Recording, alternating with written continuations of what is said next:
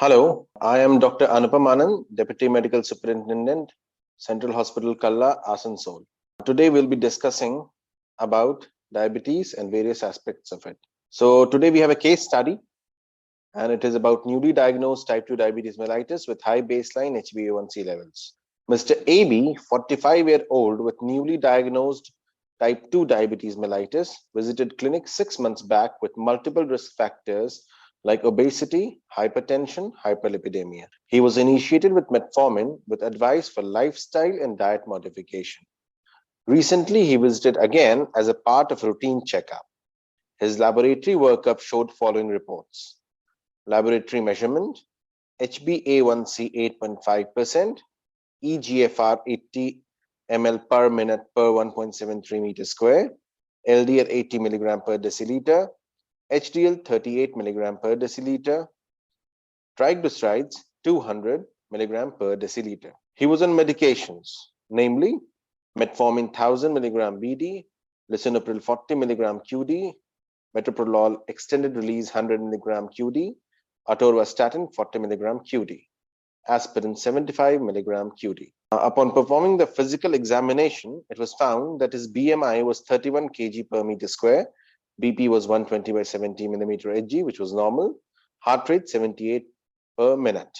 Evidence indicates that early intervention and achievement of glycemic control reduces the long-term risk of microvascular and macrovascular complications in type 2 diabetes mellitus.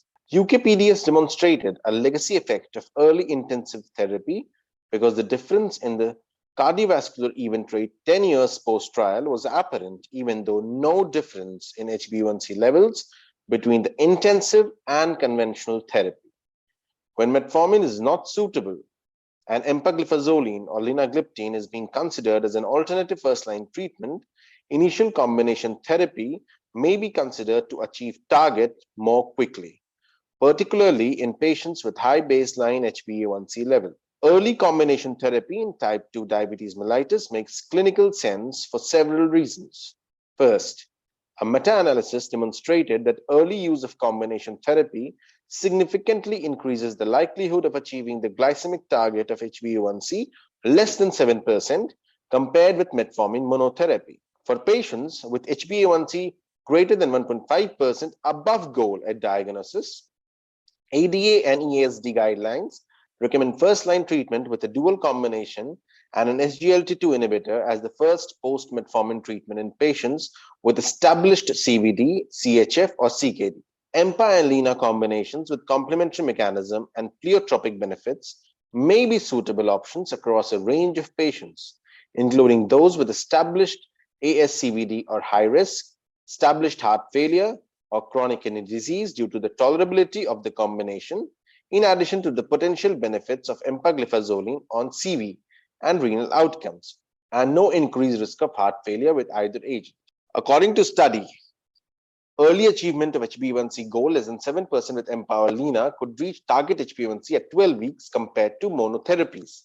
The benefits on glycemic HbA1c decrements by EMPA or LINA 25 by 5 mg has demonstrated 1.81% HbA1c reduction at HbA1c baseline, greater than 8.5% at 24 weeks in metformin and treated groups. The benefits on glycemic control were maintained at week 52 in metformin treated groups, and a higher percentage of patients achieving HbA1c less than 7% were reported for combinations.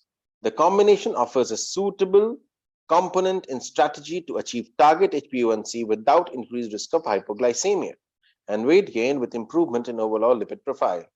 A reduction in the incidence of genital infections associated with SGLT2 inhibitors has been reported when a DPP4 inhibitor is added, perhaps because of a better glucose control, although other possible mechanisms remain to be investigated. In summary, EMPA and LINA combination provides a robust HbA1c reduction and 2 to 4 times higher odds of patients reaching the goal HbA1c compared to individual agents with low hypoglycemic risk. Thank you.